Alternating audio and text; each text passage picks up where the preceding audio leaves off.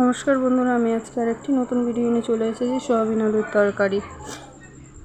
এখানে আমি সয়াবিনগুলো ভিজিয়ে রেখেছিলাম, এখন হাতের সাহায্যে ডলে ভালো করে ধুয়ে ঝুড়ি দিয়ে ছেঁকে নেব। তারপর জলগুলো চিপে চিপে বার করে একটি পাত্রে তুলে নেব। এর মধ্যে নুন, হলুদ, শুকনো লঙ্কার গুঁড়ো, সর্ষের তেল দিয়ে ভালো করে মাখিয়ে নেব। তারপর একটি কড়াই বসিয়ে দিয়ে তাতে তেল গরম করতে দিয়ে এই সয়াবিনগুলো ভেজে নেব। সয়াবিনগুলো নেড়ে চেড়ে ভালো করে লাল করে ভেজে নিয়ে একটি পাত্রে আমি তুলে নেব।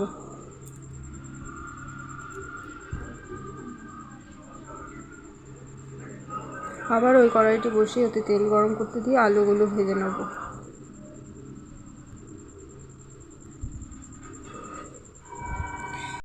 আলুগুলো ভালো করে ভেজে নেব। এদিকে ভাজা সয়াবিনের মধ্যে নুন, হলুদ, লঙ্কার গুঁড়ো, স্বাদের জন্য 1 ফোঁটা চিনি দিয়ে দেবো। এরপর তেল, সস, সয়া সস, পেঁয়াজ কুচি, টমেটো, বেটে রাখা জিরে, আদা রসুন বাটা, কাঁচা লঙ্কা বাটা, মশলা রাখা পাত্রটা ধুয়ে একটু জল দিয়ে দেবো। এদিকে আলুগুলো লাল লাল করে ভাজা হয়ে গেছে। এবার সয়াবিন রাখা পাত্রটার মধ্যেই আলুগুলো তুলে নেব।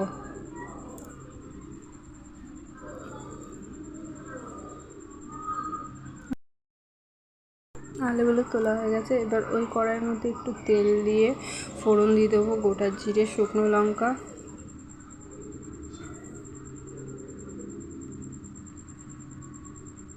নেড়ে চেড়ে দেবো। এদিকে এইগুলো সমস্ত কিছু একসাথে মিক্স করে নেবো ভালো করে।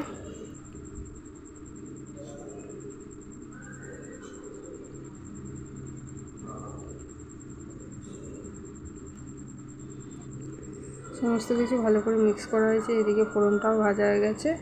এর মধ্যে এবার পেঁয়াজ কুচি দিয়ে একটু ভালো করে ভেজে নেব।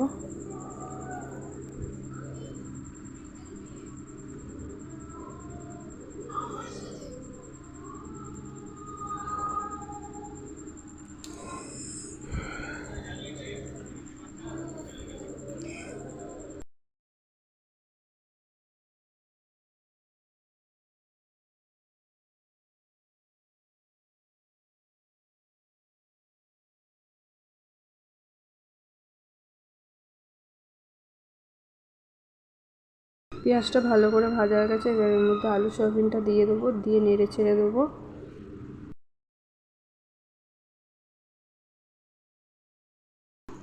জল দিয়ে এবার কষাতে বসিয়ে দেবো। এবার একটা পাত্র দিয়ে চাপা দিয়ে দেবো। ঢাকনাটা তুলে দেখবো কিছুটা কষানো হয়ে গেছে। আবার চাপা দিয়ে দেবো। আবারও ঢাকনাটা তুলে দিয়ে কিছুটা নাড়াচাড়া করে দেবো। দেখুন তরকারিটা অনেকটা কষানো হয়ে গেছে। এবার জল দিয়ে ফুটতে বসিয়ে দেবো। পরিমাণ মতন জল দিয়ে নেড়ে চেড়ে চাপা দিয়ে ফুটতে বসিয়ে দেবো। এই দেখুন বন্ধুরা, তরকারিটা কি সুন্দর ফুটে গেছে। এবার একটু গরম মশলা দিয়ে আমি তরকারিটা একটি পাত্রে নামিয়ে দেবো। আমার সয়াবিন আলুর তরকারি রেডি। আপনারা কমেন্ট করে জানান তরকারিটা কেমন হয়েছে। ভিডিওটি ভালো লাগলে লাইক, শেয়ার, কমেন্ট করে দিও প্লিজ বন্ধুরা। তোমাদের বাড়ি কেউ সয়াবিন খেতে পছন্দ না করলে এরকমভাবে রান্না করে দিও, সবাই চেটে ফুটে খেয়ে নেবে।